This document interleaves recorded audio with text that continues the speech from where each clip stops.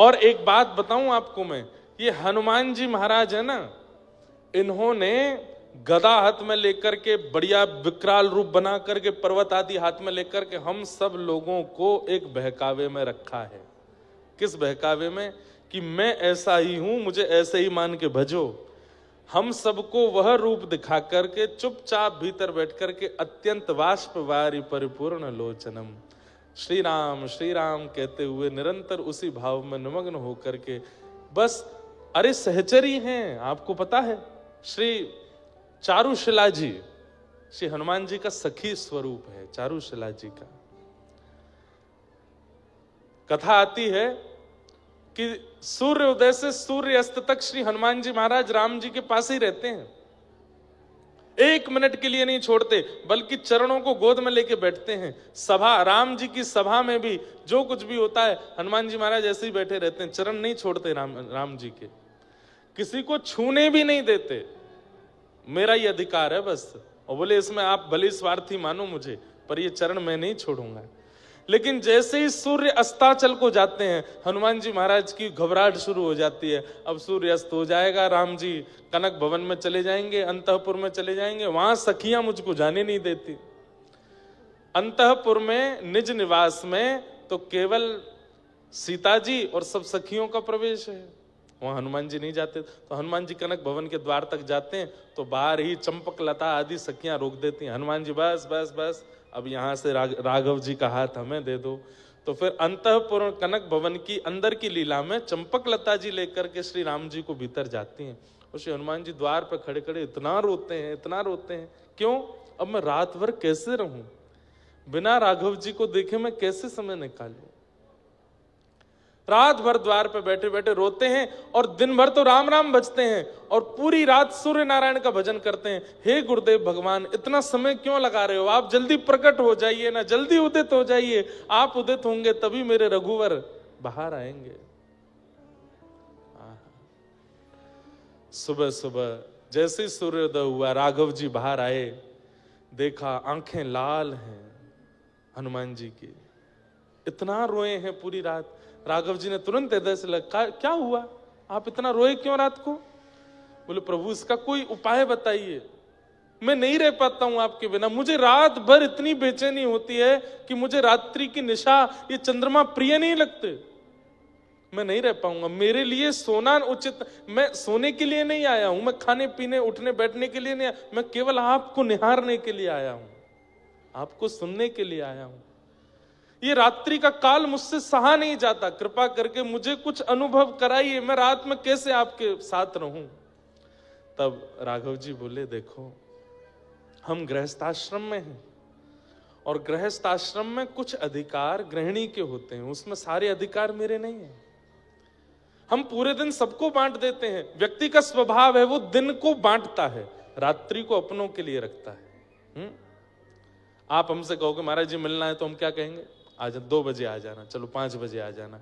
लेकिन कोई बहुत घनिष्ठ आएगा, उसको क्या बोलेंगे? चलो रात में 10 बजे बैठेंगे। हाँ, क्यों? अपनों को रात्रि बांटी जाती है, परायों को दिन बांटा जाता है। मानव ऐसे ही रहता है। मुझे बहुत परायापन लगता है कि मुझे रात में आपका सानिध्य नहीं मिलता, कृपा कीजिए मुझ पर। तो हनुमान राम जी बोले, कुछ अधिकार गृहिणी के होते हैं, तुम सीता जी से कहना, मैं उसमें कुछ नहीं कह पाऊंगा। हनुमान जी द्वार पर ही बैठे रहे, चंपक लता आदि सखियां आई, बोले क्या बात है? बोले मुझे मैया से मिलना है, मैया को बोलो मैं बैठा हूं बाहर। सीता जी से कहा, बोले लेके आओ भीतर। तुरंत हनुमान जी गए, इतना रोए चरणों में, बोले मुझ पर कृपा करो, अनुग्रह करो, मैं कैसे रहूं अपने राघव जी के साथ। सीता जी बोली, देखो पूरा दिन तो हमने तुमको दे रखा है, राम जी पूरे दिन दिखते भी नहीं हमको, पर कम से कम रात में तो इतना ध्यान रखो, हम गृहिणी हैं और ये अंतःपुर है, यहां पर सबका प्रवेश नहीं। हनुमान जी बोले, मैं तप करने चला जाऊं। बोले क्या करोगे तप में? बोले तप में वरदान मांगूंगा कि मैं भी सखी बन जाऊं, ताकि मुझे भी अंतःपुर मिले। बोले ये सब करने की आवश्यकता नहीं, तुम बढ़िया रहो प्रेम से। तब जैसे हनुमान जी बाहर आने लगे, सीता जी ने तो मना कर दिया, तो चंपक लता सखी ने हनुमान जी से कहा, सुनो आप सरजू जी के पास जाओ, इस अयोध्या नगरी की प्रथम सहचरी सरजू जी हैं, यदि वो अनुग्रह कर देंगी तो कृपा हो जाएगी। और श्री हनुमान जी महाराज इतनी विरह वेदना में सरजू जी के तट पर बैठे हैं कि जैसे ही हनुमान जी का अश्रुबिंद प्रकट होकर के ठोड़ी पर एक बिंदु बना और जैसे ही टपक करके श्री सरजू जी में गिरा, सरजू जी का जल उष्ण हो गया, गर्म हो गया, भाप उठने लगा। तुरंत सरजू जी प्रकट हो गई और प्रकट होकर के कहा, हे यमलोक के राजा यमराज, इतनी वेदना, इतनी पीड़ा क्या कभी किसी को यमलोक में होती है? जितनी वेदना, जितनी पीड़ा में ये एक अश्रुबिंद है। यमराज कहते हैं, इतनी वेदना तो यमलोक में भी किसी को नहीं होती। कौन है इतनी वेदना में? तब देखा तो तट पर श्री हनुमान जी बैठे हैं। कितनी वेदना है उनको राघव जी के दर्शन की। सरजू जी गई और जाकर, क्या बात है हनुमान? बोले, मुझे सखी बनाओ, मुझे सहचरी बनाओ, मुझे अब ये पुरुष वेश में नहीं रहना, मुझे ये बानर वेश में नहीं रहना, मुझे सखी बनाओ, मुझे अंतःपुर में रहना है, राघव जी के संग रहना है। और ऐसी कृपा कर दो, दिन में मैं हनुमान बन के रहूं, रात्रि में मैं सखी हो जाऊं। और श्री सरजू जी ने कृपा करके वीणा प्रदान की श्री हनुमान जी को, और संध्या होते ही आशीर्वाद दिया कि संध्या होते ही आप चारुशिला सखी के रूप में प्रकट हो जाओगे और अंतःपुर में श्री राघव जी की सेवा करोगे। तो दिन भर तो श्री हनुमान जी महाराज गदा लेकर के या उठा के मार, वाय उठा के फेंक दे, पूरे दिन ऐसे उग्र रूप में रहते हैं। लेकिन संध्या होते ही सूर्य अस्ताचल को जैसे जाते हैं, चारुशिला सखी बन जाते हैं और वीणा लेकर के पूरी रात श्री राघव जी को देखते रहते हैं और वीणा का वादन करते हैं। पूरी रात श्री राघव जी को वीणा सिखाते, सुनाते हैं। हमारे महंत जी कह रहे, बोले महाराज जी कभी कभी रात्रि में मैंने पूछा, मैंने कहा इतने अद्भुत हनुमान जी हैं, ऐसा हो नहीं सकता कि यहाँ कोई अनुभव ना होता हो। और मैं जो सुनना चाह रहा था वो मैंने सुन लिया। कई बार मैंने कई हनुमान जी के स्थानों पर कथा की, कईयों ने कहा हमें हनुमान जी के हुंकार की आवाज आती है, कभी राम की आवाज आती है, कभी चलते हैं तो उनके धम धम धमक की आवाज आती है, कभी खड़ाओं की। तो ये सब महाराज जी ने भी बताए। तो मैं लेकिन कुछ सुनना चाह रहा था और वो यही था कि महाराज जी रात्रि में घुंघरू की आवाज आती है। मैंने कहा हाँ, अब लगा कि राम हनुमान जी यहीं बैठे हैं, क्योंकि वो रात्रि में चारुशिला रूप में होते हैं और उस समय श्री राघव जी को प्रसन्न करने के लिए, श्री राघव जी के मन को आनंदित करने के लिए वो सखी रूप धारण करके नृत्य करते हैं, गायन करते हैं। ऐसे श्री हनुमान जी। मैं जब से कथा करने आया, मैं एक ही बार गया हूं अभी तक दर्शन करने, पर वो छवि ऐसी बस गई है नेत्रों में। इतना अद्भुत स्वरूप है श्री हनुमान जी का, हनुमानगढ़ी के, मैं क्या बताऊं। ये सौभाग्य है हमारे महंत जी का, पूरे परिवार का, जो इनकी सेवाओं ने प्राप्त। ऐसे देखो, ऐसी झांकी कहीं नहीं देखी होगी। ऐसे मोटे मोटे लड्डू ये ऐसे धारण करते हैं यहाँ पर, ऐसे मानो बंक मुस्कान, एक बांकी मुस्कान होती है ना, ऐसी मुस्कान है श्री हनुमान जी की। अद्भुत झांकी। राघव जी की बड़ी बड़ी अंतःपुर की लीलाएं हैं जिनको व्यास मंच से कई लोग नहीं सुनाते, और नहीं सुनाना भी नहीं चाहिए, सारे भाव नहीं बताने चाहिए कथा में। पर हमारे रामानुज गुरु जी, पूज्य पिताजी महाराज के गुरु जी एक लीला सुनाते थे, वो और सुनाऊं। अंतःपुर में कैसी लीला होती है कि रोज राघव जी जब भीतर कनक भवन में आते हैं तो दरवाजा बंद करते ही सब सखियां कहती हैं, मर्यादा बाहर छोड़ के आए हो ना, मर्यादा पुरुषोत्तम, मर्यादा पुरुषोत्तम, पूरे दिन मर्यादा पुरुषोत्तम बने घूमते हो, ये अंतःपुर में मर्यादा नहीं। तो राघव जी बोलते हैं, हाँ अब जैसे चाहो बैठा लो। तो सब सखियां लेकर के राम जी को घुमाती हैं, कभी झूला पे बैठाती हैं, कभी कुछ करती हैं। अभी तो ये होली का, इतनी सुंदर होली है राघव जी की, कल अगर अनुभव लगा तो कल सुनाऊंगा। तो सीता जी बोली, आज क्या विनोद करें? केवल वृंदावन चंद्र ही विनोद नहीं करते हैं, प्रिया प्रियतम आनंद नहीं करते, यहाँ राघव जी और सिया जी का भी सुख होता है। वो आज क्या विनोद करें? तो सब सखियां बोली, क्या करें? नृत्य करें? बोले नृत्य तो रोज ही करते हैं। गायन करें? बोले वो भी रोज ही होता है। कुछ नया बनाए? बोले वो भी रोज। कुछ अलग करो आज। तो राघव जी बोले, क्या अलग करो? कुछ अलग नहीं करना, वही कर लो जो रोज करते हो, कुछ गा लो, बजा लो, नाच लो। थोड़े से राघव जी, ये हमारे ठाकुर जी से कही होती है बात राधा रानी ने।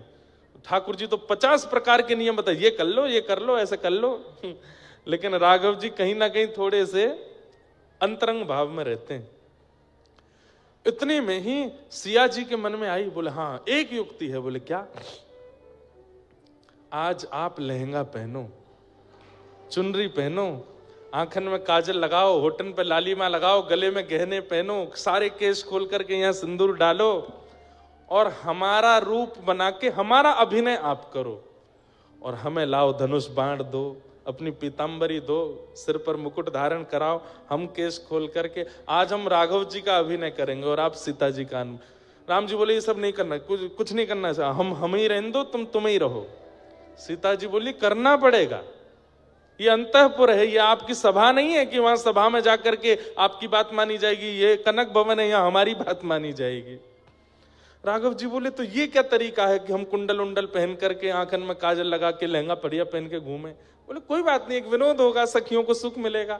दूर खड़े चारुशिला जी के रूप में हनुमान जी बड़े प्रसन्न, बोले आज आनंद आएगा, करवा। राम जी अंत में बेचारे हार गए, बोले कि ठीक है, कहाँ हैं, दीजिए अपने वस्त्र। सीता जी ने अपने संपूर्ण वस्त्र श्रृंगार सब दिया।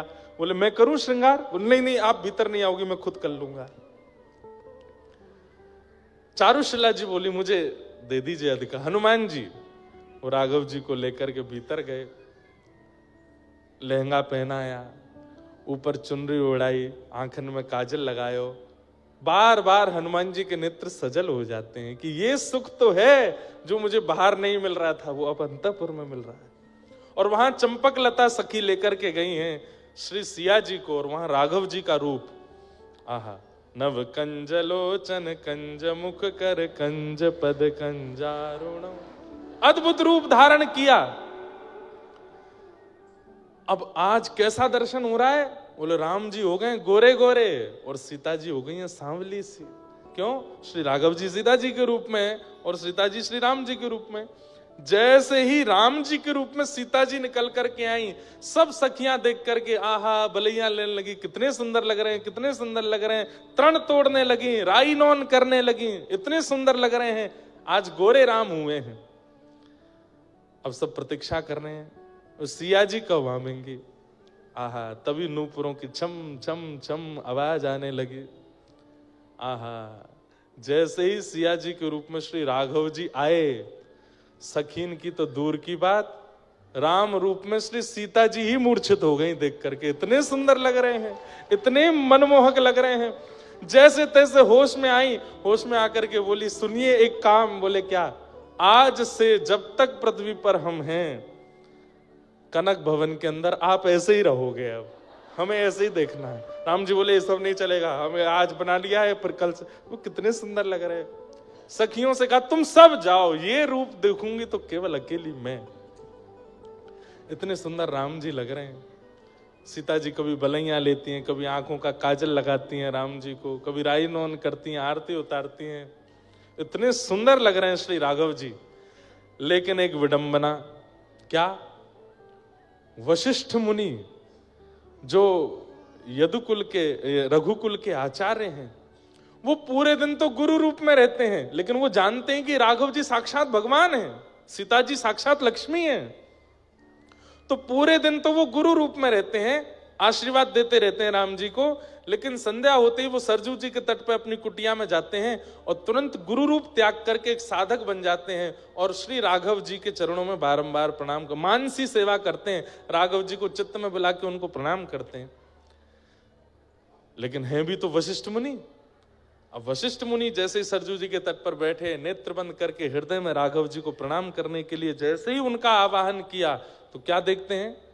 राम जी तो गोरे गोरे दिख रहे हैं और सीता जी सांवली सी दिख रही हैं।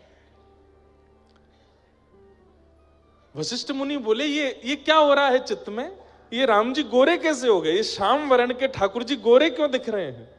तुरंत सरजू जी में स्नान किया, स्नान करके फिर से माला आदि करके फिर से नेत्र बंद करके जैसे ही मानसी में बैठे, सिंहासन पर गोरे राम जी बैठे हैं, बगल में चुनरी ओढ़ के घूंघट करके सांवली सीता जी बैठी हैं। बोले ये क्या हो रहा है? कहीं ऐसा तो नहीं, ये कोई संकेत है? कहीं मेरे शिष्य राम कहीं संकट में तो नहीं है? तुरंत कमंडल उठाया, पहुंच गए कनक भवन। अच्छा, गुरु जी को कोई रोक टोक नहीं है, कनक भवन में जाने से इनको कोई नहीं रोक सकता। रात्रि अर्धरात्रि का समय तुरंत द्वार पर जाकर के सहचरियों को, तुरंत दरवाजा खोलो, गुरु वशिष्ठ खड़े हैं द्वार पे। अब सखी बोली भीतर तो सब डामाडोल चल रहा है माहौल, ये गुरु जी रात में क्यों आ गए। एक सखी ने दूसरी को, दूसरी ने तीसरी को, ऐसे करके अंतःपुर खबर पहुंचवाई, राघव जी सावधान हो जाइए, गुरु वशिष्ठ आ रहे हैं। अब ये सुनकर के सीता जी राम जी के रूप में वो तो तुरंत उठ करके गई और तुरंत लहंगा आदि सब पहन करके आ गई। और राम जी के कभी केश में कुछ फंस गया, कभी कानन में कुछ फंस गया, कभी ये बोली ये क्या हो गया, गुरुजी आ गए द्वार पे, अब मैं जल्दी जल्दी वस्त्र कैसे उतारूं। सीता जी बोली जल्दी करो, गुरुजी आवे वारे हैं। अच्छा, गुरुजी प्रतीक्षा नहीं करते, उनके लिए तो द्वार खुलता है सीधे। राम जी जल्दी जल्दी दौड़ करके गए, जल्दी वस्त्र आदि अपने बदल करके, केश आदि सब बांध करके, आंखन को काजल वाजल सब बिल्कुल व्यवस्थित करके, जो भी मुख पर श्रृंगार था सब बिल्कुल हटा करके, मुंह धो धा करके आए करके तुरंत बैठे। इतने में द्वार खुला, गुरु वशिष्ठ आए। दोनों युगल ने प्रणाम किया, गुरुदेव प्रणाम। गुरु वशिष्ठ ने देखा सीता जी गोरी हैं, राम जी सांवले हैं, तो बोले फिर मेरे मन में इतना वो क्यों हो रहा था। राम जी बोले गुरुदेव बड़े संकोच में रहते हैं राम जी। बोले गुरुदेव कोई कार्य था। नहीं नहीं कार्य तो कुछ नहीं था, बस कुछ था। आप दोनों ठीक हैं। बोले हाँ बिल्कुल ठीक है। कोई कष्ट तो नहीं है ना, मैं गुरु हूं मुझे बता दीजिए। बोले नहीं गुरुदेव कोई कष्ट नहीं। अच्छा ठीक है तो मैं चलूं फिर, प्रणाम, कल मिलते हैं सुबह। बोले हाँ गुरुदेव ठीक है। जैसे ही घूम करके जाने लगे वशिष्ठ जी फिर रुके, फिर दोबारा मुड़े, राम जी के थोड़े पास गए, यहां से केश हटा करके देखे तो बीच में मांग भरी पड़ी है। राघव ये क्या। अब तो राम जी पूरे ठंडे पड़ गए ऊपर से नीचे। नहीं नहीं गुरुदेव कुछ नहीं कुछ नहीं कुछ ऐसे। गुरुदेव वो आज वो हनुमान जी ने कुछ डाल दिया था, तो चारुशिला जी के रूप में हनुमान जी खड़े बोले मैंने कब डाला। वशिष्ठ जी जैसे ही सिया जी की ओर, सीता जी कभी देखती नहीं है, नीची नजर रखती हैं, लेकिन आज नजर उठा के वशिष्ठ जी को देखा है और नेत्रों में ही समझा दिया। बोले अंतःपुर की लीला है, आप क्यों आ गए बीच में। तुरंत वशिष्ठ जी समझ गए। अच्छा अच्छा अच्छा राघव सुनो। बोले हाँ अब तुम विश्राम करो, सुबह मिलते हैं।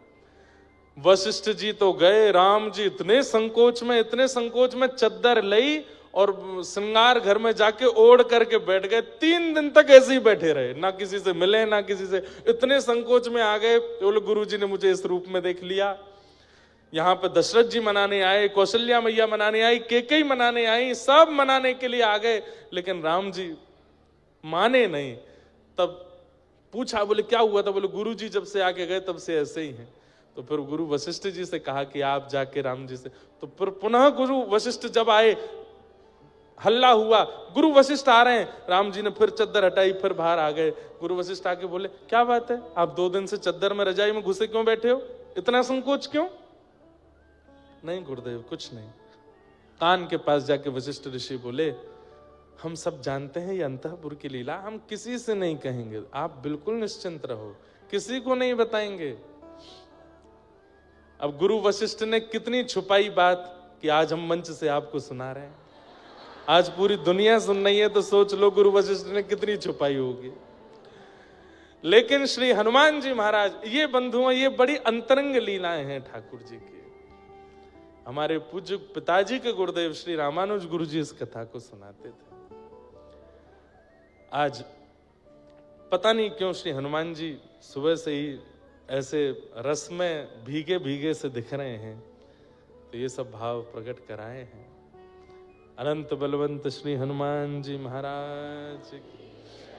तो उनका जो बल दिख रहा है ना, वो तो केवल हम लोगों को बहकाने के लिए कि तुम भैया यहीं तक ही सीमित रहना, मुझसे बल आदि ही मांगना।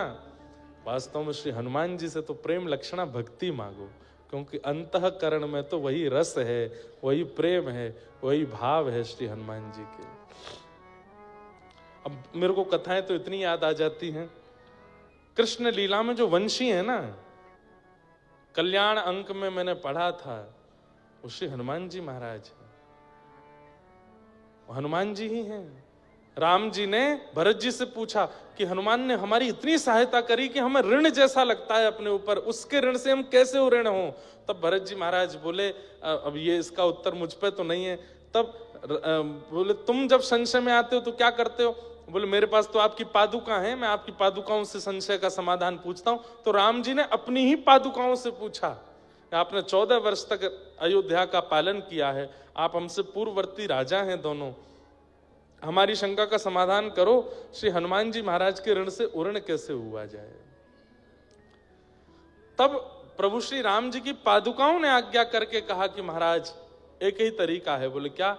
हनुमान जी दंडक वन में संतों को आश्वासन देकर के आए हैं कि उन संतों को आप द्वापर युग में कृष्ण रूप में मिलेंगे और वे सब संत गोपी बनकर के आएंगे। दंडक वन में जिन जिन संतों से राम जी नहीं मिल पाए थे, सबकी सुध लेने हनुमान जी गए। तब सब ने रोते हुए कहा, हमको राम जी क्यों नहीं मिले? तब हनुमान जी ने सबको आश्वासन दिया, आप सब लोग चिंता मत करो, द्वापर में ये कृष्ण बन के आएंगे और आप सब ही ब्रज की गोपी बन के आओगे, ठाकुर जी आपको मिलेंगे। तब एक संत ने कह दिया, क्या आप आओगे द्वापर में? क्योंकि हम गोपी बन के आ गए, ये कृष्ण बन के आ गए, और कहीं बिचौलिया के रूप में आपने आके हम दोनों को नहीं मिलवाया तो आप आओगे? तो हनुमान जी बोले, ये तो ठाकुर जी जाने, मेरा कोई क्रम है कि नहीं द्वापर में। तो पादुकाओं ने आज राम जी को बताया, बोले कि हनुमान जी चिंता में है कि द्वापर में मुझे आना है कि नहीं, और वहां संतों को वो वचन देकर के आए कि वो उनको गोपी रूप में कृष्ण से मिलवाएंगे। तो इसलिए द्वापर में आप जब कृष्ण बनेंगे, आपके अधर पर विराजने वाली जो वंशी है वो महादेव का अवतार, और महादेव के रुद्रों में ही श्री हनुमान जी हैं। तो हनुमान जी ही वंशी के रूप में आपके अधर पर बैठेंगे, और जब आप प्राण पिरोएंगे तब उन सब गोपियों को खींच करके आपके समीप लाने का कार्य इन्हीं का होगा। आहा, अद्भुत अद्भुत भाव है। सबको प्रणाम करते हैं। कहां चल रही थी कल कथा? नख पे धार लियो गिरिराज नाम, गिरधारी पायो है। सुरपति पूजा मेट कृष्ण, गिरिराज पुजायो है। ओ सुरपति पूजा मेट कृष्ण, ये हमारे ब्रज के रसिया हैं।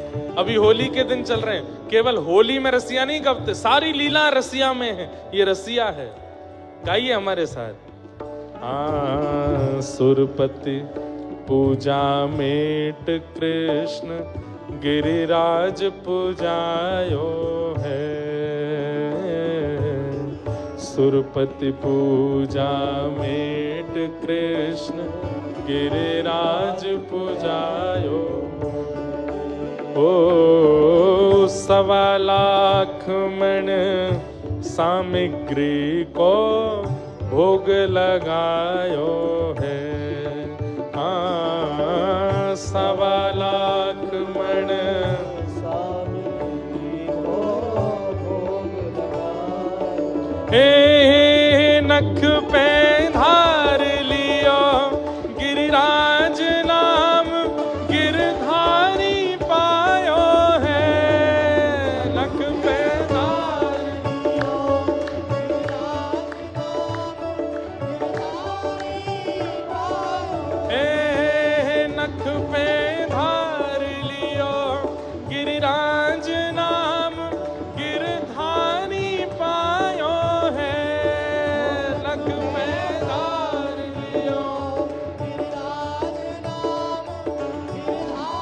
बल गिरिराज धरने की। पड़ी न ब्रज में बूंद, देख सुरपति घबरायो है। ब्रजवासी सब कहें, कृष्ण गिरिराज उठायो है। ब्रजवासी सब कहें, कृष्ण गिरिराज नख पे धार लियो गिरिराज नाम, गिरधारी पायो है। पे भार लियो। 7 दिन तक 7 रात्रि तक ठाकुर जी ने श्री गिरिराज जी धारण करके रखे। सुरपति इंद्र तुरंत चरणों में आए और आकर के क्षमा मांगने लगे। पिता गुरुस्त्वं जगतामधीशो दुरत्ययः काल उपात्त दंड हिताय स्वेच्छा तनुभिः समीहसे मानं विधुन्वन् जगदीश मानिना। हे नाथ, मुझे क्षमा कर दीजिए, मुझसे अपराध हो गया। मैं आपके रूप को पहचान नहीं पाया, आपकी इस लीला को नहीं जान पाया। आप मेरे पिता हैं, मेरे गुरु हैं, आप चाहें तो मुझे दंडित कर सकते हैं। बंधुओं, इंद्र ने अपराध करने के बाद अपने अपराध को स्वीकार किया। हमारे भारत के विशिष्ट संत हुए श्री विनोबा भावे, महाराष्ट्र के, वे कहते थे कि मानव का सबसे सुंदर गुण क्या है? अपने अवगुणों को स्वीकार करना। ये सबसे बड़ा गुण है। कभी आप आजकल के युवाओं को, कभी कभी मुझे लगता है कि हम कथा के अलावा कुछ सत्र किया करें, केवल युवाओं को कुछ समझाने बताने के लिए। कभी अवसर मिले, श्री विनोबा भावे जी के ग्रंथों को मंगाइए और उनको पढ़िए। हमारी व्यासपीठ पर बैठने में और हमारे स्वयं के जीवन में बहुत कुछ श्री विनोबा भावे जी की कृपा से है। उनको बहुत पढ़ा मैंने। उनके कई विषय राष्ट्रवाद के लिए भी हैं, पर मानव उत्थान के लिए, और क्योंकि वे गीता के ही भावों को पढ़ते रहते थे। महात्मा गांधी भी उनके पास जाते थे। बहुत सुंदर उनके छोटे छोटे प्रसंग इतने अच्छे हैं, छोटी छोटी बातें इतनी अद्भुत हैं। अब कितनी अच्छी बात है। मानव का सबसे बड़ा गुण क्या है? बोले अपने अवगुणों को स्वीकार करना, ये सबसे बड़ा गुण है। और मानव का सबसे बड़ा अवगुण क्या है? बोले अपने अवगुणों को स्वीकार ना करना, अपने आप को बहुत गुणवान मानना, ये सबसे बड़ा अवगुण है। बंधुओं, व्यक्ति शीशा देखता है तो शीशे में, शरीर में या मुखमंडल पर जो कमी होती है शीशा दिखा देता है, और उस कमी को आप ठीक कर लेते हो। कोई बाल आगे आ रहा है तो ठीक कर लोगे, आंखों के ऊपर कुछ हो रहा है तो वहां ठीक कर लोगे, नाक टेढ़ी मेढ़ी हो रही है तो सीधी कर लोगे गहने इधर उधर हो रहे हैं तो उसको व्यवस्थित कर लोगे, कपड़ा कुछ ऊपर नीचे है तो ठीक कर लोगे। ठीक वैसे ही बंधुओं, व्यक्ति प्रत्येक दिन अपने अवगुणों को, अपने अवगुण रूपी दर्पण को देखे। मुझ में क्या क्या अवगुण है? क्रोध है, लोभ है, ईर्ष्या है, अभिनिवेश है, ये है, जो भी आपके अवगुण हैं, नित्य उसको यदि आप स्वीकार कर, तो मुझ में ये अवगुण है, तो यह स्वीकारीकरण आधे अवगुण को नष्ट कर देगा। व्यक्ति अस्वीकार करता है, इसलिए वह अवगुण बढ़ता रहता है, बढ़ता रहता है। आज इंद्र ने आकर के भगवान के सामने तुरंत स्वीकार किया कि मैंने गलती की, मैंने अपराध किया। अच्छा, एक बात होती है कि गलती स्वीकार करना, अपराध स्वीकार करना। गलती और अपराध स्वीकार करने मात्र से काम नहीं चलेगा। वो जो किया है उसका दंड भी स्वीकार कीजिए और उसके लिए प्रायश्चित्त भी कीजिए। केवल स्वीकारीकरण से काम नहीं चलेगा। इसके लिए उचित जो दंड मुझे मिलना चाहिए वो मिलना दीजिए मुझे, और इसका जो प्रायश्चित हो मैं वो भी करूंगा। तब जाकर के आप अपने अपराध से विमुक्त हो पाओगे। लेकिन हमारा आपका स्वभाव कैसा है कि हम अपने अपराधों को सदा नजरअंदाज करते रहते हैं, अपने दोषों को सदा नजरअंदाज करते रहते हैं। इसलिए वो दोष अंतिम समय तक चित्त में रहते हैं, और एक समय आयु हो जाने के बाद तो वो दोष इतना प्रगाढ़ हो जाता है, आपके मुंह पे दिखने लगता है, आपके मुख मंडल पर उसकी झांकी आ जाती है कई बार। और एक बात बोले, व्यक्ति का चेहरा सब कुछ बता देता है। उसके मुखमंडल की कांति, उसके आंखों का घूमना, उसकी नाक, उसके बोलने का ढंग, उसके होठों का चयन, उसका हंसना, बैठना, बोल, सब बता देता है कि इसमें दोष है कि नहीं। तो कम से कम दोष युवाओं के लिए इतनी बड़ी सुयोग्यता है कि वो अपने अभी इसी उम्र में अपने दोषों को नष्ट कर सकते हैं। यदि रखेंगे अपने अंदर तो कुछ समय बाद चेहरे पर दिखने लगेगा। लोभी व्यक्ति का चेहरा दिखा देता है कि वो लोभी है, क्रोधी का चेहरा दिखा देता है कि वो क्रोधी है, ईर्ष्यालु व्यक्ति की आंखें बता देती कि वो ईर्ष्यालु है, कामी व्यक्ति का मुखमंडल बता देता है, बोलने के शब्द बता देते हैं कि वो कामी है। सब कुछ आपके आवरण में दिखने लगता है। आवरण में वो दोष आवे उससे पहले पहले उस दोष को नष्ट कर दीजिए। और दोष को नष्ट करने का एक ही तरीका है, उसको स्वीकार कीजिए और स्वीकार करके नित्य बस चिंतन कीजिए कि मुझ में ये दोष है, इसकी निवृत्ति कैसे हो ये मुझे बताओ। तभी वो दोष जाएगा। तो इंद्र ने आकर के कहा कि नाथ मैंने अपराध किया, आप मुझे दंड दीजिए, इसके लिए उचित दंड क्या है मुझे दीजिए। भगवान बोले दंड की आवश्यकता नहीं, तुमने कुछ बुरा नहीं किया, हाँ अपराध तो किया, पर तुम्हारी करनी से एक बहुत अच्छा काम हो गया। बोले क्या? जो दूर दूर भटके ब्रजवासी थे वो सब भी मेरे समीप आ गए, एक गिरिराज छत्र के नीचे सब मेरे समीप चरणाश्रित हो गए, इसलिए मैं तुमसे ज्यादा नाराज नहीं हूं। बस आइंदा से अभिमान रहित होकर के इंद्र अपनी पदवी का पालन करना। चलो जाओ। भगवान ने क्षमा कर दिया। क्षमा बड़े को चाहिए, बड़ों का स्वभाव क्या है? क्षमा कर देते हैं। पर कई अपराध अक्षम्य होते हैं, वहां क्षमा करना अपराध होता है। जैसे छोटा बालक अगर कुछ गलती कर रहा है, माता पिता यदि नजरअंदाज करते रहे, क्षमा करते हैं, छोड़ो छोड़ो छोड़ो, तो एक समय आने पर वो अपराध इतना बड़ा हो जाएगा कि फिर कुछ नहीं कर पाओगे आप। इसलिए छोटे बच्चे कोई गलती करते हैं तो माता पिता को टोक देना चाहिए, रोक देना चाहिए, थोड़ा डांट देना चाहिए।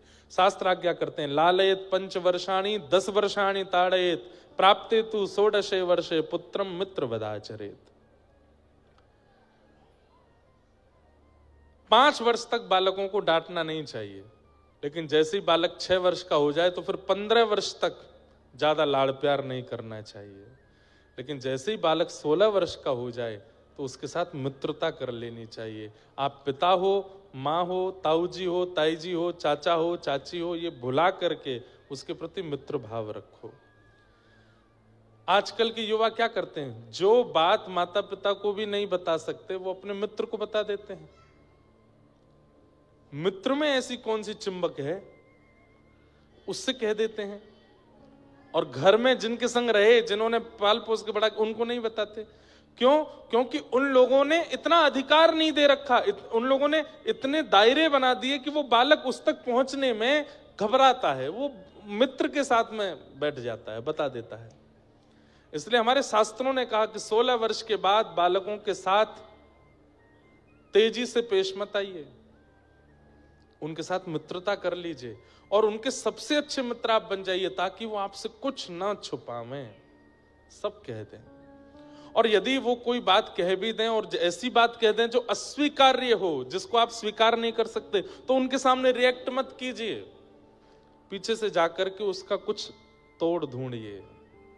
भाई, किसी के जीवन को बनाना इतना आसान नहीं होता है, बहुत लगना पड़ता है। माता पिता की तपस्या होती है बालक के जन्म से लेकर 16 वर्ष की आयु तक उसको निर्माण करना।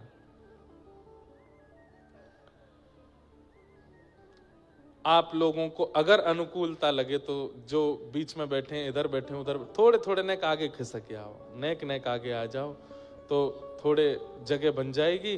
पीछे जो लोग बेचारे खड़े हैं, परेशान हो रहे हैं, उनको भी जगह बैठने को मिल जाएगी, ऐसी हमको आज्ञा हुई है। थोड़े थोड़े आगे आ जाओ। आप एक एक व्यक्ति 1-1 इंच भी आगे आओगे तो कम से कम आपके पीछे से जो स्थान बचेगा उसमें ऐसे उठ के हल्ला करके नहीं, बैठे बैठे करो। बैठे बैठे सब लोग थोड़े थोड़े आगे आ जाओ।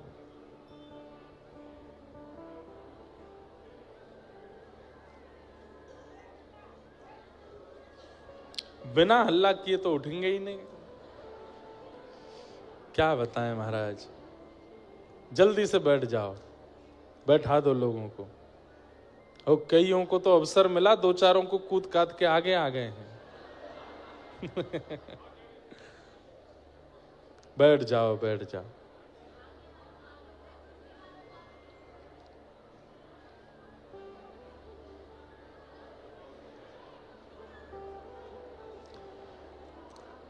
कितनी शांति थी थोड़ी देर पहले। बैठ जाओ, बैठ जाओ। चलो अब जो जहां खिसक गए बस ठीक है, जगह मिल जाए ठीक। बाकी जिन लोगों को जगह नहीं मिल रही, खड़े हैं, एक दिन की कथा और बची है, कल जल्दी आके अपना स्थान ले लेना। और क्या करें।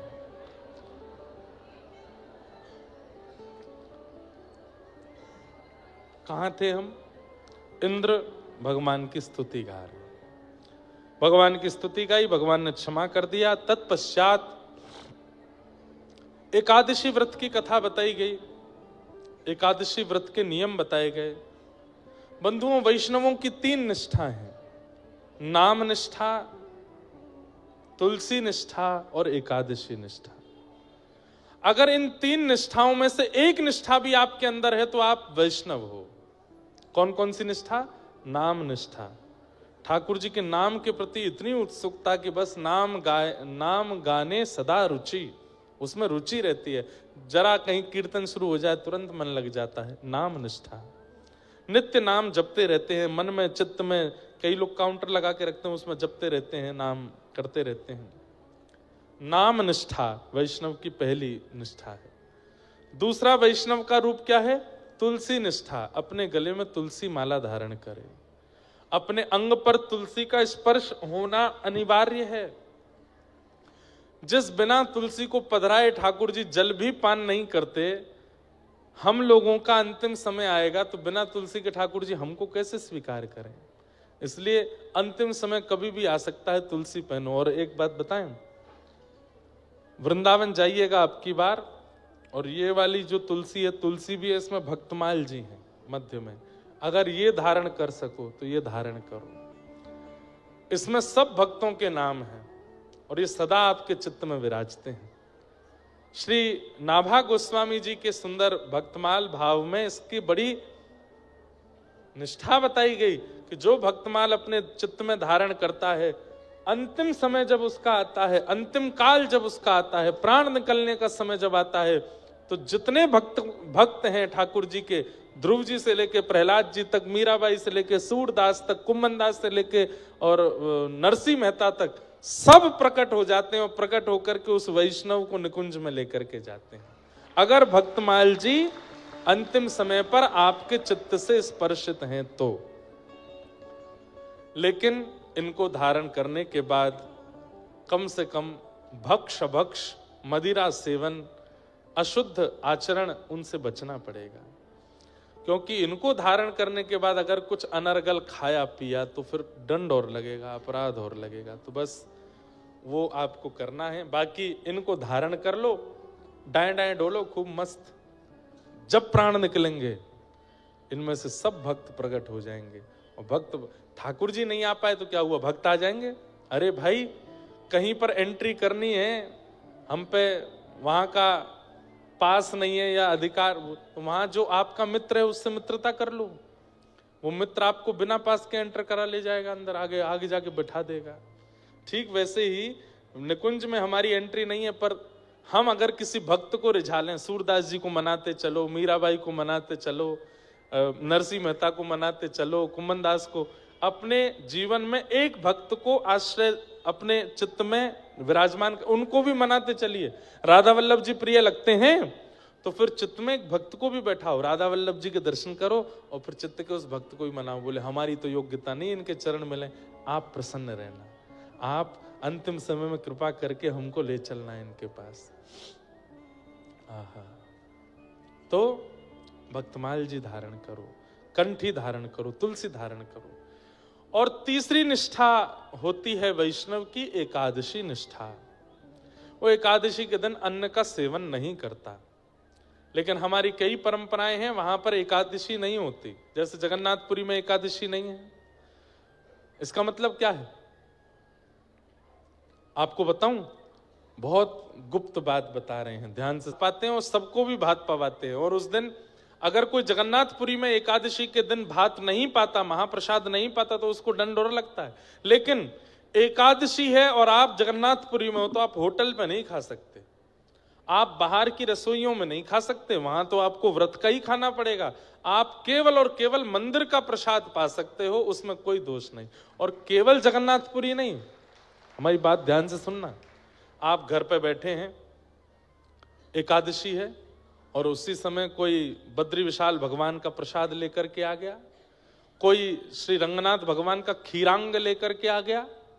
अब आप मन में विचार करो, ये तो अन्न है तो अपराध है ना। चाहे एक कणिका लीजिए, उसमें से एक तिनका लीजिए, आपको लेना ही चाहिए। प्रसाद के प्रति अन्न बुद्धि नहीं, प्रसाद के प्रति वस्तु बुद्धि नहीं, प्रसाद के प्रति सामग्री की बुद्धि नहीं होनी चाहिए। प्रसाद के प्रति तो प्रसाद की बुद्धि है, वो अन्न नहीं है।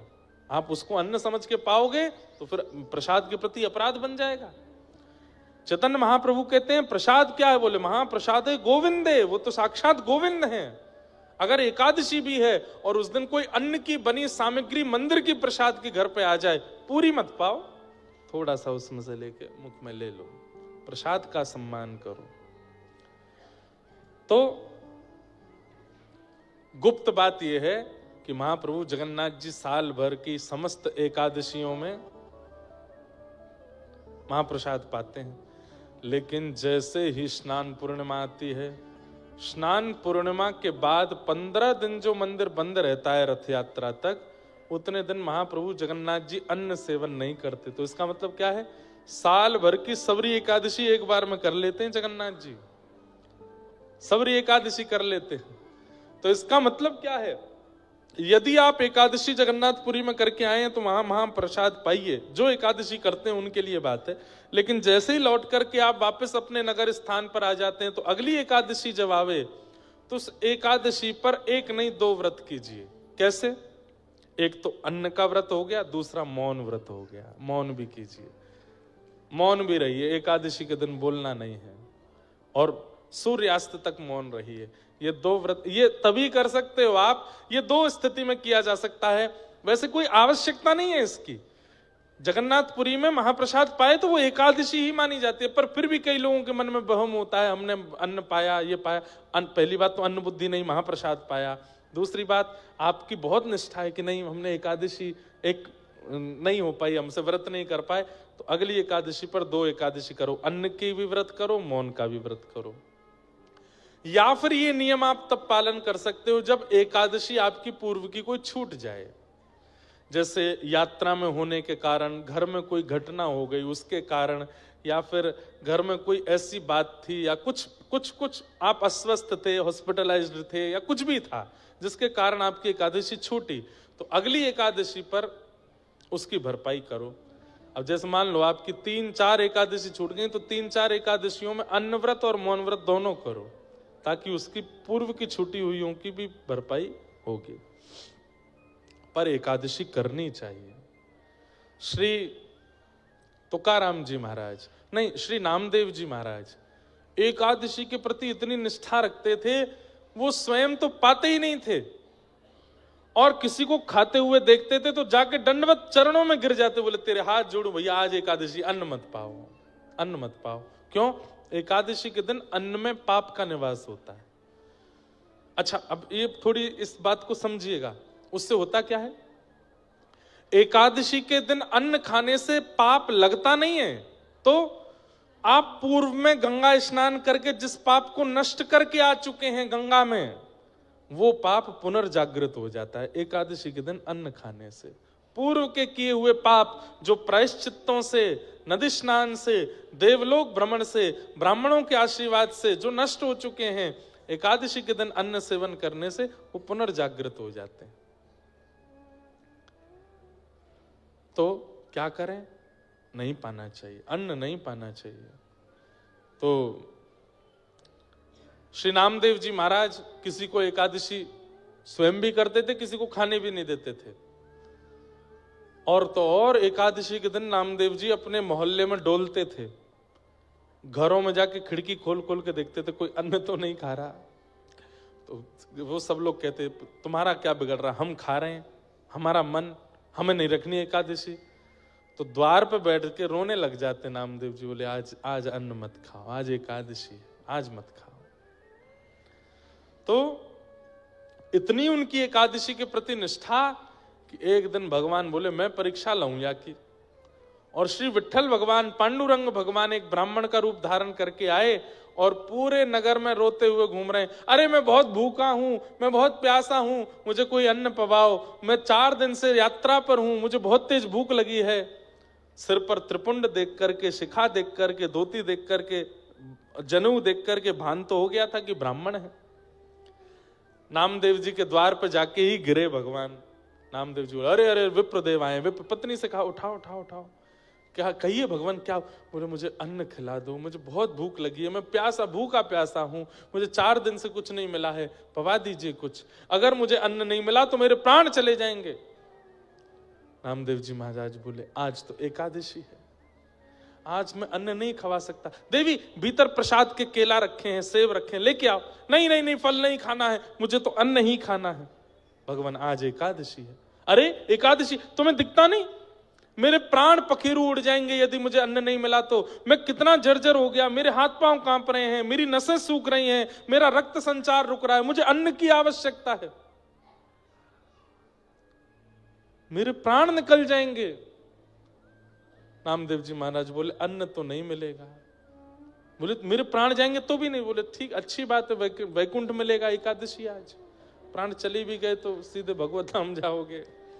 कैसे व्यक्ति हो तुम, यहां प्राण निकल रहे हैं मेरे, तुम कह रहे हो वैकुंठ जाऊंगा मैं। बोले अरे एकादशी, एकादशी के दिन प्राण निकले, इसके लिए कितना लोग प्रार्थना करते हैं, लेकिन आपके प्राण में निकलने नहीं दूंगा। लीजिए केला खाओ, दूध पी लो, फल खा लीजिए, फलाहार कर लीजिए, अन्न मत खाइए। ठाकुर जी बोले ठीक है तो मैं दूसरे के घर चला जाऊंगा। बोले वहां मैं जाने नहीं दूंगा, क्योंकि मुझे पता है आप अन्न खा लोगे, और मैं किसी को अन्न खाने नहीं देता एकादशी के दिन। भगवान बोले बड़े विचित्र आदमी हो, खुद भी नहीं खिलाते, मुझे कहीं खाने भी नहीं देते, जाने भी नहीं देते। अरे मेरे प्राण निकल रहे हैं। भगवान जोर जोर से नाटक करने लगे, चिल्लाने लगे, अरे नगरवासियों, अरे इसने मुझे कैद कर लिया है, मेरे प्राण निकलवा रहा है जबरदस्ती। नामदेव जी बोले नहीं नहीं नगरवासियों, मैं इनके प्राण, मैं फल खिला रहा हूं, ये खा नहीं रहे हैं, आज एकादशी, अन्न में खाने नहीं दूंगा। तो नगर के जो चिढ़ने वाले लोग थे वो आकर के नामदेव जी पर चिल्लाने लगे, अरे ये हमारे साथ भी ऐसा करता है, हमारे घरों में आकर के भी देखता है कोई अन्न तो नहीं खा रहा। अरे तुझे करनी है एकादशी, तू कर, सबसे क्यों करवाता है भैया, आज तो नहीं खाया ना आपने। बोले कि अभी भी देखो इसको यही चिंता है कि मैंने अन्न तो नहीं खाया, अपनी चिंता कर, मेरा तो उद्धार हो जाएगा, पर मुझे है कि सबका होना चाहिए, कोई रह ना जाए इस धराधाम पर, सब पंढरीनाथ को प्राप्त कर लें। ठाकुर जी बोले परीक्षा तो हो रही है लेकिन थोड़ी और बड़ी हो। इतने में ठाकुर जी दौरा पड़ गया, ठाकुर जी को जोर जोर से हिलने लगे, अन्न खिलाओ, अन्न खिलाओ, मेरे प्राण निकल रहे हैं। नामदेव जी महाराज सिर सहलाने लगे, पैर दबाने, पत्नी से बोले देवी एक काम करो, दूध में केला घोल करके पिला दो इनको, थोड़े प्राण तो बचेंगे। ब्राह्मण ने मुंह बंद कर लिया, नहीं वो नहीं पीऊंगा, अन्न ही खाऊंगा। अब मेरे प्राण निकल रहे हैं, प्राण निकल रहे हैं। आंखें ऊपर चढ़ा ली भगवान ने, और देखते ही देखते सचमुच के जैसे प्राण निकल जाते हैं वैसे ठाकुर जी हो गए। हाथ शिथिल पड़ गए, श्वास रुक गई, धड़कन रुक गई, शरीर ठंडा पड़ने लगा। नगर के लोग बोले अरे नामदेव, ऐसा पाप करके तू कौन से नरक में जाएगा, कौन सी ऐसी एकादशी जिससे तेने प्राण हरण कर लिया एक ब्राह्मण के।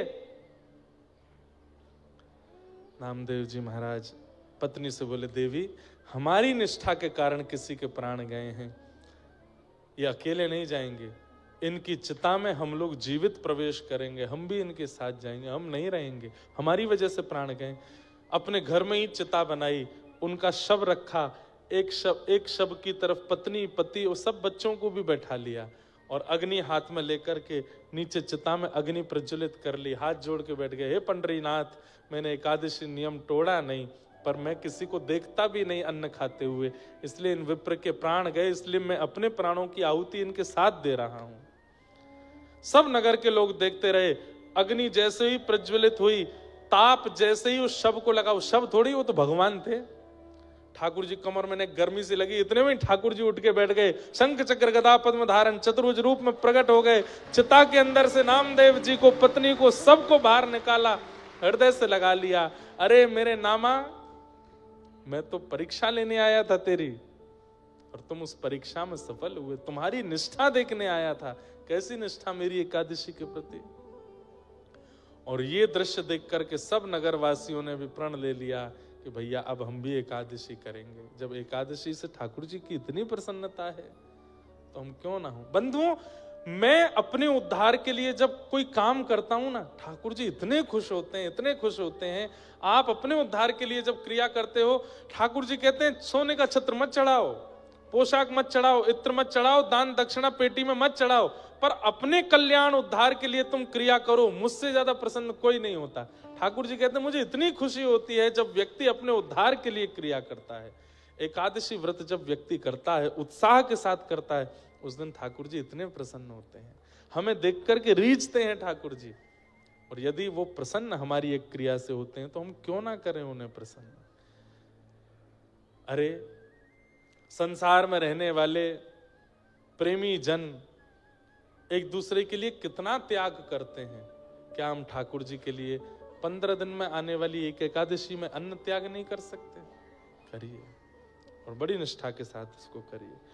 इस प्रकार बताते हुए अब आगे रास पंचाध्यायी का प्रसंग आया। भगवान पिता रात्रि शरदोत्फुल्ल मल्लिका विक्षरन्तुम मनश्चक्रे योग मायामुपाश्रित। बंधुओं, संपूर्ण श्रीमद् भागवत में एक विलक्षणता है, बहुत ध्यान से सुनिए सब लोग, इधर देखो। श्री परीक्षित जी प्रश्न करते हैं और सुखदेव जी उत्तर के रूप में कथा सुनाते हैं। लेकिन रास पंचाध्यायी के विषय में आता है कि यहां परीक्षित ने प्रश्न नहीं किया कि मुझे रास लीला के बारे में बताओ, सुखदेव जी अपने आप ही सुनाने लग गए। क्यों? क्योंकि ये रास का प्रसंग ऐसा है कि जब तक इसमें प्रविष्टि नहीं होगी, इसमें प्रवेश नहीं होगा, संपूर्ण लीलाएं अधूरी सी हैं। भगवान का प्राण है रास पंचाध्यायी। मैं हर कथा में बताता हूं, आज फिर बता रहा हूं, रास का मतलब नृत्य नहीं होता। आप नैमिषारण्य आए हैं कथा सुनने के लिए, ये रस है। लेकिन नैमिषनाथ भगवान आपके घर आ जाएं आपका प्रेम लेने के लिए, वो रास है। आप वृंदावन जाते हो, वो रस है, पर वृंदावन बिहारी आपके पास आ जाते हैं, वो रास है। आप जगन्नाथपुरी जाते हो, वो रस है, पर जगन्नाथ जी आपके घर आ जाते हैं, वो रास है, वो रास है। समझ में आई बात? आप प्रधानमंत्री से मिलने गए, वो रस, पर प्रधानमंत्री आपके घर आ गए, वो रास। रास का मतलब क्या है? मैं हरि का सुमिरन करूं, ये रस है, पर हरि मेरा सुमिरन करें, ये रास है। अपने आप को इतना योग्य बना लीजिए, भक्ति मार्ग में इतना निपुण कर लीजिए कि मेरा सुमिरन हरि करें, मैं पावा विश्राम। भक्ति पथ में गंतव्य क्या है? किसी ने मुझसे कहा आपकी व्यासपीठ का नाम भक्ति पथ है, इस भक्ति पथ का गंतव्य क्या है, डेस्टिनेशन क्या है? तब मैंने कहा भगवत ठाकुर जी मिल जाएंगे तो पथ तो रुक जाएगा, और ये पथ कभी रुकता नहीं है। तो भक्ति पथ का गंतव्य क्या है? बोले मैंने सुमिरन करने से प्रारंभ किया था तो मैं भक्ति पथ पे था, पर मैं सुमिरन करते करते ऐसी स्थिति आई, अब मेरा सुमिरन हरि करने लग गए हैं, ये भक्ति पथ का गंतव्य है। ठाकुर जी मेरा स्मरण करने लगे। आप कहोगे महाराज जी क्या कहना चाहते हैं, भगवान हमारा भजन करते हैं? बोले हाँ। आज पंढरीनाथ भगवान की याद आ रही है। श्री विट्ठल भगवान महाराष्ट्र में विराजमान है। वे नित्य कीर्तन करते हैं, हाथ में करताल लेकर के। रात्रि में जब पुजारी जी मंदिर बंद करके शयन करा करके गए तो पुजारी जी को दृश्य दिखा। कैसा दृश्य दिखा? कि ठाकुर जी भुजा उठा करके करताल बजा रहे हैं और श्री लक्ष्मी जी बगल में बैठ के मृदंग बजा रही हैं और ठाकुर जी उछल उछल करके नृत्य कर रहे हैं। तुरंत पुजारी जी ने जाकर के जैसे ही कपाट खोल करके देखा तो अंदर क्या पाया? आहा, ज्ञानेश्वर माऊली, ज्ञानदेव तुकाराम, ज्ञानदेव तुकाराम, ज्ञानदेव तुकाराम, ज्ञानदेव तुकाराम, ज्ञानदेव तुकाराम। हमारा कीर्तन क्या है? राधे कृष्ण कृष्ण कृष्ण राधे राधे, राधे श्याम श्याम श्याम। ये हमारा कीर्तन है, ये हम करते हैं ठाकुर जी के लिए। पर ठाकुर जी का कीर्तन क्या है? ज्ञान देव तुकाराम, ज्ञान देव तुकाराम। मीराबाई सक्कूबाई, मीराबाई सक्कूबाई, सूरदास कृष्णदास, सूरदास कृष्ण, हरिवंश हरिदास, हरिवंश हरिदास, रामानुज रामानंद, रामानुज राम। ये ठाकुर जी का कीर्तन है। अपने सब भक्तों के नाम ठाकुर जी करताल पर गाते हैं और मगन होकर के ठाकुर जी कीर्तन में नृत्य करते हैं, अपने भक्तों को याद करते हैं। हम अभी रस में हैं क्योंकि राधे कृष्ण गाते हैं। कहना नहीं चाहिए, पर जिस दिन ठाकुर जी गाने लगे इंद्रेश इंद्रेश इंद्रेश, समझो अब भयो रास। ये हुआ रास। और गाते हैं ठाकुर जी। इसमें कोई अभिमान युक्त होकर के हम बात आप नहीं कह रहे हैं। जिस दिन मुझसे प्रसन्न होंगे, आपसे प्रसन्न होंगे, ठाकुर जी गाएंगे, हमारा कीर्तन गाएंगे। हमें सुनाने के लिए नहीं, खुद को प्रसन्न करने के लिए ठाकुर जी गाते हैं। किसी ने जाकर के पंडरीनाथ भगवान से कहा कि आप ज्ञानदेव तुकाराम गाते हो और कहते हो मैं भक्तों का कीर्तन करता हूं। अरे भक्त तो असंख्य हैं आपके, आप केवल 2 ही भक्तों का नाम क्यों गाते हो? ठाकुर जी बोले बेटा तुम चतुर हो, हम चतुर शिरोमणि हैं। क्यों? बोले भक्ति शतक के सबसे पहले भक्त हुए श्री ज्ञानेश्वर और भक्ति शतक के अंतिम भक्त हुए तुकाराम। तो मैं प्रथम और अंतिम भक्त को गा लेता हूं, बीच में सबरे आ जाते हैं। ज्ञानदेव पहले भक्त हैं, ज्ञानेश्वर माऊली जब भक्ति शतक आया, 100 साल इस धरती पर केवल भक्त हुए। उसी बीच सूरदास हुए, उसी बीच तुलसीदास हुए, उसी बीच मीराबाई हुई, उसी बीच सक्कूबाई हुई, उसी बीच जितने भक्तों के नाम आप ले लो, कलिकाल में होने वाले भक्त उन 100 वर्षों के बीच में ही हुए। उनमें सबसे पहले भक्त जब पृथ्वी पर आए उनका नाम था ज्ञानेश्वर माऊली, वो भी महाराष्ट्र में हुए। और भक्ति शतक के बिल्कुल अंतिम काल में जो भक्त आए उनका नाम था श्री तुकाराम जी महाराज। इसलिए ठाकुर जी क्या गाते हैं? ज्ञान देव तुकाराम, ज्ञान देव तुकाराम। बीच में सबरे आ गए, बीच में मीराबाई भी आ गई, सक्कूबाई भी आ गई, जनाबाई भी आ गई, सूरदास भी आ गए, तुलसीदास भी आ गए, सब आ गए। सबका नाम ठाकुर जी बीच में ले लेते हैं। अद्भुत है ठाकुर जी, अद्भुत है ठाकुर जी की लीला। तो रास का मतलब समझे? आप ठाकुर जी का स्मरण करो, ये रस है। पर आपका स्मरण ठाकुर जी करें, ये रास है, ये रास है।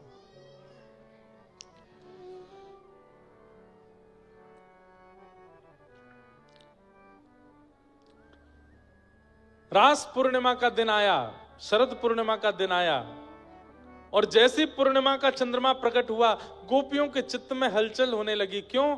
क्योंकि ठाकुर जी ने चीर हरण के समय कहा था कि मैं शरद पूर्णिमा की रात्रि पर रास करूंगा। रास करूंगा मतलब तुम्हें मुझे नहीं बुलाना पड़ेगा, मैं तुमको बुलाऊंगा। और आज गोपियां विचलित हैं, व्याकुल हैं, श्याम सुंदर मिलेंगे, श्याम सुंदर बुलाएंगे। और इतने में ही कदम वृक्ष के नीचे बैठ गए ठाकुर जी और वन में जाकर के आहा क्या कर रहे हैं ठाकुर जी? निशम्य गीतम तदनंगवर्धनम, व्रज स्त्रियः कृष्ण गृहीत मानसा, आजग्मुरन्योन्यमलक्षितोद्यमा, सयत्र कांतो जवलोल कुंडलैः। ठाकुर जी ने ऐसी वेणु का वादन किया, अपने अधर पर वेणु रख करके जैसे ही ठाकुर जी ने उसमें वादन करना प्रारंभ किया तो कहते हैं निशम्य गीतम तदनंग वर्धनम। जैसे आंखें ठाकुर जी को देखना चाहती हैं पर उतनी व्याकुल नहीं है, कान कथा सुनना चाहते हैं पर जगह नहीं मिली तो लौट गए वापस, इतने व्याकुल नहीं है। हाथ सेवा करना चाहते हैं पर सेवा मिली तो अच्छा, नहीं मिली तो लौट गए, मतलब मिले तो ठीक, नहीं मिले तो कोई बात नहीं। ऐसे वाली इंद्रियां गोपी नहीं होती। मिलेंगे कैसे नहीं, मुझे तो चाहिए, चाहे 1 दिन 2 दिन कितना मैं प्रतीक्षा करता रहूंगा, मुझे तो सेवा चाहिए। तो यहां पर कहते हैं ठाकुर जी ने ऐसे वेणु का रव किया कि जो इंद्रियां कृष्ण प्रेम में उन्मुक्त थी वह इंद्रियां और ज्यादा उत्सुक हो गई, उनमें और वर्धन हो गया भगवत प्राप्ति के लिए। चतुर्भुज दास जी गाते हैं, दर्शन को नैना तपे, वचन सुनन को कान, मिलवे को हियरा तपे, हिय के जीवन प्राण, गोवर्धन वासी सांवरे,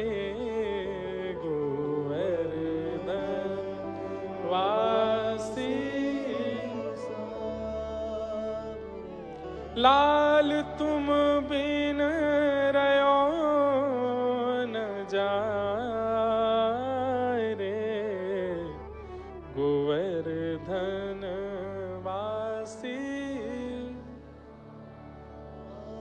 कभी हुआ बंधु ऐसा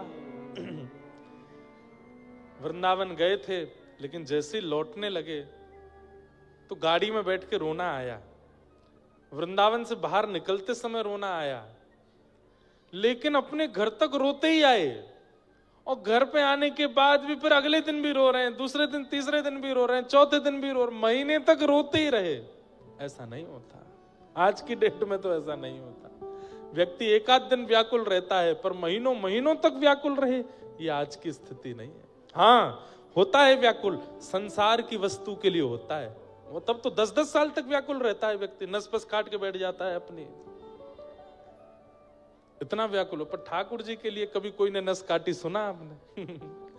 अब भैया कर मत लेना कहीं, उससे ठाकुर जी नाराज और हो जाएंगे। शरीर को ठोस मत पहुंचाना, व्याकुलता चित्त से होती है भाई, शरीर से नहीं। ये शरीर की गतिविधि अव्यवस्थाओं से कोई अपना प्रेम दिखाना चाह रहा हो, महापाखंडी है वो, ढोंगी है, हृदय से नहीं दिखा पा रहा इसलिए शरीर से दिखाने का प्रयास कर रहा है। हृदय से दिखाओ। दर्शन को नैना तपे, वचन सुनन को कान, मिलवे को हियरा तपे, हिय के जीवन प्राण, गोवर्धन वासी सांवरे, तुम बिन रयो न जाए। ऐसी स्थिति। एक प्रसंग आता है कि गुसाई श्री विठल नाथ जी अपने ठाकुर जी नवनीत प्रिया जी, जिनको लड्डू गोपाल कहते हैं, प्रथम नवनीत प्रिया जी श्री श्रीनाथ जी में विराजमान है। इस पूरे ब्रह्मांड के सबसे पहले लड्डू गोपाल, छोटे से हैं, इतने होंगे, नवनीत प्रिया जी। उनको नाम लोगों ने लड्डू गोपाल रख दिया, जबकि हाथ में लड्डू भी नहीं है, वो मक्खन है। उनका मूल असली नाम नवनीत प्रियालाल, नवनीत मतलब मक्खन, उससे जो प्रेम करे वो लाला, नवनीत प्रियालाल।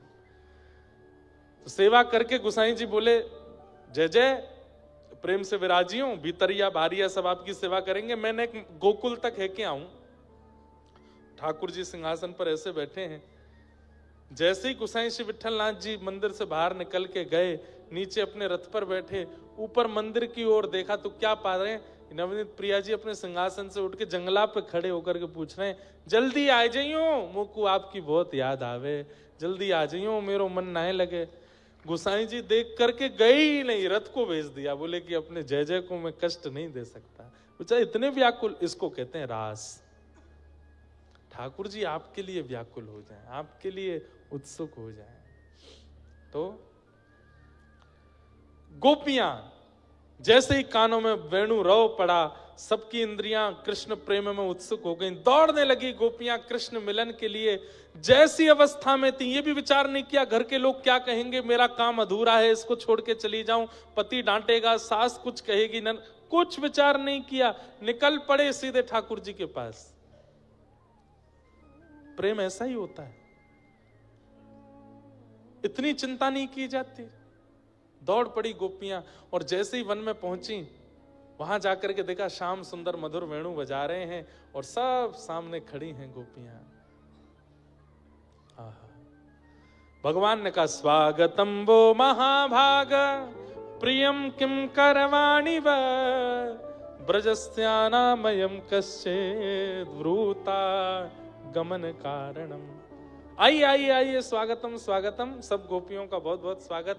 कितनी गोपियां गई? बोले लाखों गोपियां थी। और कितनी उम्र की गोपियां हैं? कोई स्पेसिफिक एज ग्रुप की गोपी गई हैं क्या ठाकुर जी से मिलने? तो कहते हैं आबाल वृद्ध वनिता। ठाकुर जी के रास में आने वाली गोपियों में सबसे छोटी गोपी 5.5 से 6 वर्ष की है। कितने की?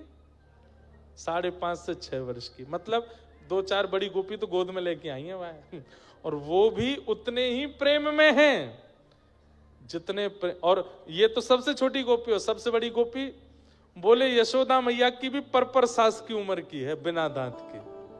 वह 2 गोपी इनको सहारो लेकर के आई है, और उस गोपी के नेत्रों में जो प्रेम कृष्ण के लिए, वही प्रेम एक 5.5-6 वर्ष की गोपी के चित्त में भी है। इसको आप काम प्रेम नहीं कह सकते। ये संसारिक जो हम और आप करते हैं संसार में, वो प्रेम नहीं है। ये 5.5-6 वर्ष की बालिका को पता होता है कि प्रेम किसको कहते हैं।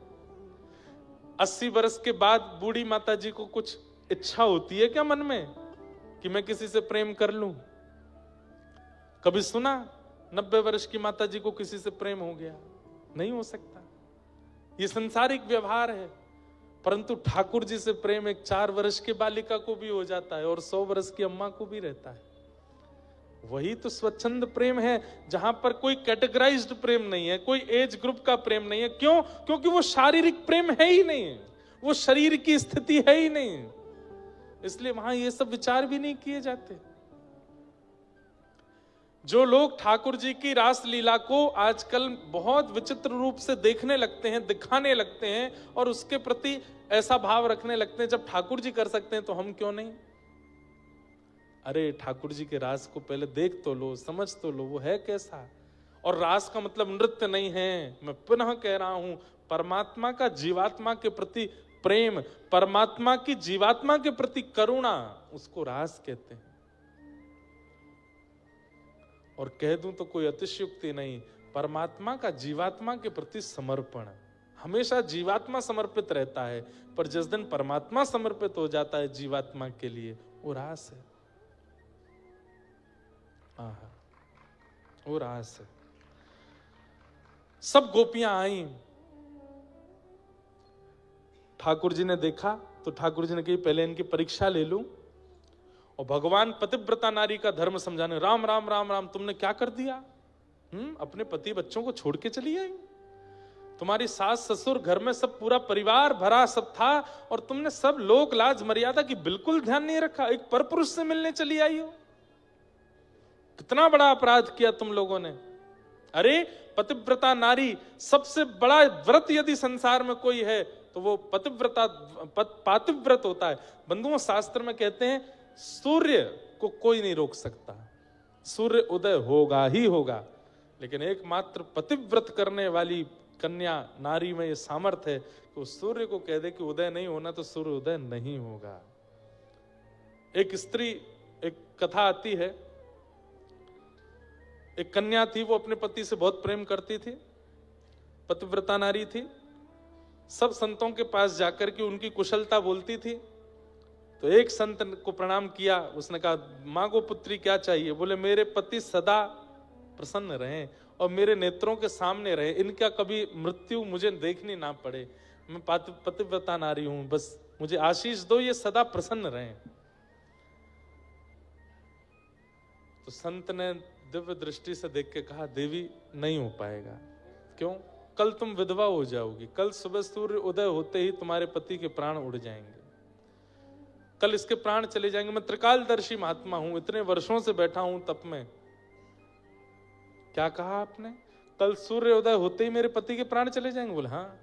तुरंत वो कन्या, एक स्त्री एक पहाड़ पर जाकर के बैठ गई और जिस दिशा से सूर्योदय होता है उसी दिशा की ओर देख करके बोली, यदि मैंने अपने पति को सर्वांगीण रूप से परमेश्वर मान करके उसकी सेवा आराधना की है, अपने पातिव्रत धर्म को नष्ट नहीं किया, तो हे सूर्य तुम उदय नहीं होना, मेरे पति के प्राण नहीं जाने चाहिए। सूर्य उदय नहीं हुए, भूचाल हो गया, पृथ्वी पर डामाडोल होने लगा, लोगों की मृत्यु होने लगी सूर्य उदय के कारण। कई कारण से पृथ्वी चलती है, जिसमें सूर्य भी एक कारण है। कहते हैं अंततो गत्वा ब्रह्मा जी को आना पड़ा और अंततो गत्वा ठाकुर जी को आना पड़ा। बोले तुम क्यों सूर्य को रोक करके बैठी हो? बोले पहले कहिए कि सूर्योदय होने से पति के प्राण नहीं जाएंगे तो मैं अपना व्रत वापस लूंगी, अपना तप रोकूंगी। तब ठाकुर जी ब्रह्मा जी ने कहा तुम्हारे पति नहीं जाएंगे, नहीं जाएंगे, नहीं जाएंगे। तब जाकर के उसने अपना तप पूर्व लिया और सूर्योदय हुआ, तब जाकर के सब सामान्य हुआ। इसका मतलब अच्छा केवल पतिव्रत पत्नी ही क्यों करे? पत्नी व्रत भी होता है, और ये हंसने वाली बात नहीं है, ये बहुत सीरियस बात है। पत्नी व्रत भी होता है। पतिव्रत का पालन पति करे, पत्नी करे, और पत्नी व्रत का पालन पति करे। इस व्रत में होता क्या है? केवल एक ही काम है, इनके अलावा जो है वो सब मेरे पूजनीय है, यही है मेरी जो है, इनके अलावा और कोई मेरे जीवन में नहीं। यही है बस इस व्रत में, और कुछ नहीं है। कई बार हम लोग संग रहते हैं, किसी अन्य को अपने जीवन में आने नहीं देते, पर जीवन में शरीर से तो नहीं आने दिया, पर मन से आने दिया, नेत्रों से आने दिया, उसके बारे में चिंतन किया। पतिव्रत और पत्नी व्रत वहां टूट जाता है। चित्त में भी नहीं, मन में भी नहीं, स्थिति में भी नहीं, बस यही हैं जो हैं। इसे कहते हैं पतिव्रत, इसे कहते हैं पत्नी व्रत। चाहे इनसे लाख गुना अच्छा कोई मेरे सामने आ जाए, पर ये इनका स्थान कोई नहीं ले सकता। ऐसी पत्नी के प्रति पति की भावना और पति के प्रति पत्नी की भावना, इसी को व्रत, ये व्रत सबसे ऊंचा व्रत है। इससे ऊंचा कोई व्रत नहीं है संसार में। इस व्रत का पालन करें। तो भगवान समझा रहे थे ये बात किनको? गोपियों को। और तुम सबने क्या किया है? आधी रात में अपने पतियों को छोड़ के मेरे पास आ गई हो। चलो जाओ, वापस लौट जाओ।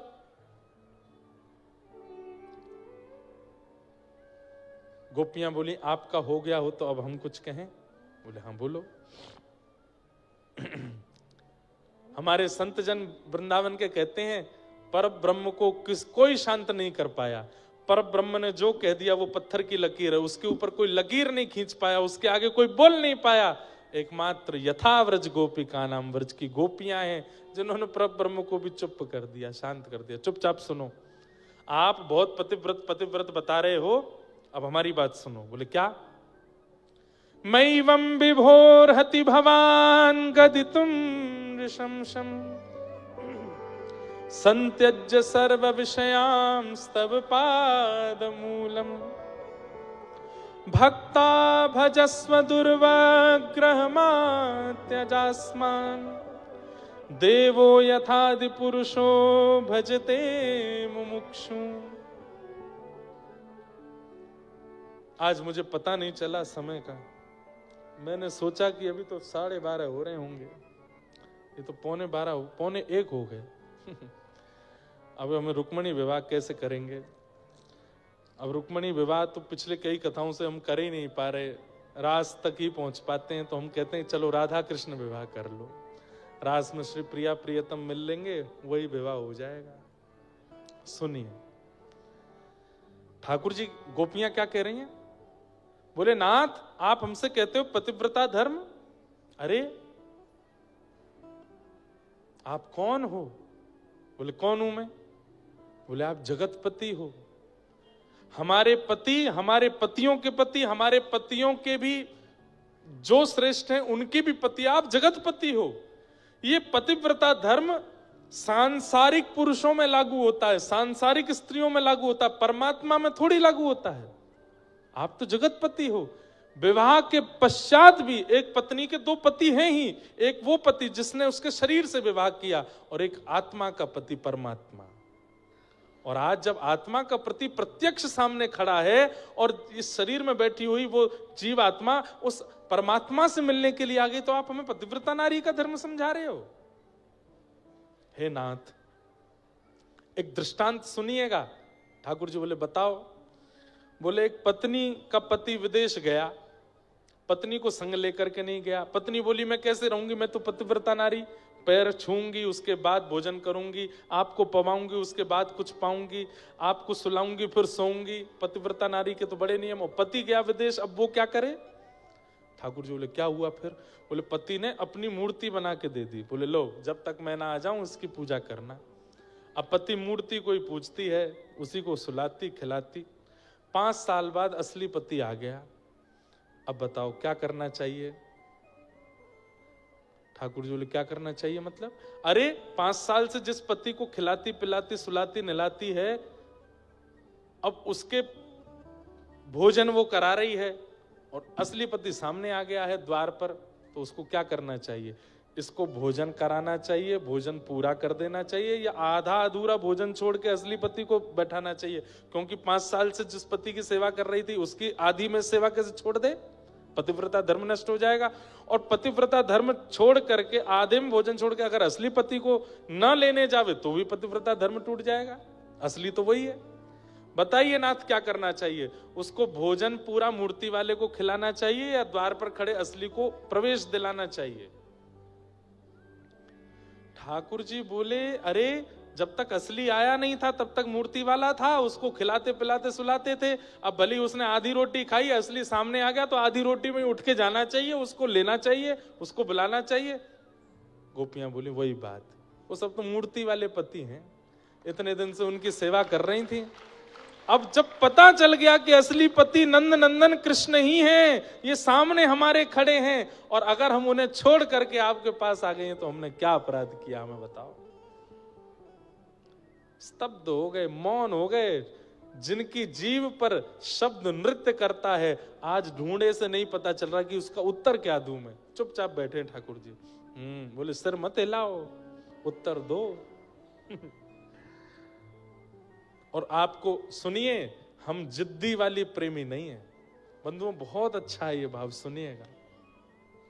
हमारा प्रेम जिद का नहीं है श्री कृष्ण, और हमारा प्रेम कहीं आप हमको व्यभिचारिणी मत समझना। जैसे व्यभिचारी नारी होती है, एक से अनेकों के साथ रह लेती है, व्यभिचारी पुरुष होता है, एक से अनेकों का संग कर लेता है। हम व्यभिचारी नहीं है। हमें आपके स्पर्श की इच्छा नहीं है, हमें आपको देखने की इच्छा नहीं है, हमें आपको सुनने की इच्छा नहीं है, हमें आपके आलिंगन की इच्छा नहीं है, आपके साथ बैठने की इच्छा नहीं है। हमारा प्रेम केवल इतने पर शुरू होगा, इतने पर खत्म हो जाएगा। कितने पर? बोले केवल हमारे सामने खड़े होकर कह दो कि तू मेरी है, बस हम चली जाएंगे लौट के। फिर जीवन में कभी मत देखना हमको, कभी मत बुलाना हमको, कभी मत मिलना हमसे।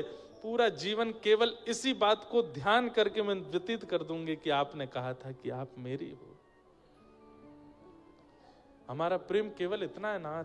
स्पर्श का प्रेम नहीं है, मिलन का प्रेम नहीं है, वार्ता का प्रेम नहीं है, सुनने का कहने का प्रेम नहीं है, खिलाने पाने का प्रेम नहीं है। हमारा प्रेम तो केवल स्वीकारीकरण में है।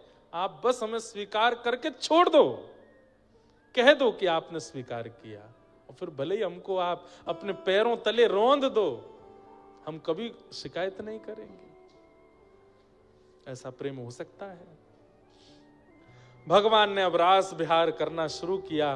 प्रत्येक गोपी के समीप जाकर के ठाकुर जी उसे इतनी योग्यता प्रदान कर देते हैं, उसके द्वारा बनी हुई वस्तु पाते हैं, उसके साथ बैठते हैं, गले में गलवैयां देते हैं, चर्चा करते हैं, कभी उसके साथ नृत्य करने लगते हैं। इस प्रकार एक एक गोपी के पास ठाकुर जी जा रहे हैं और उन्हें रास का सुख दे रहे हैं।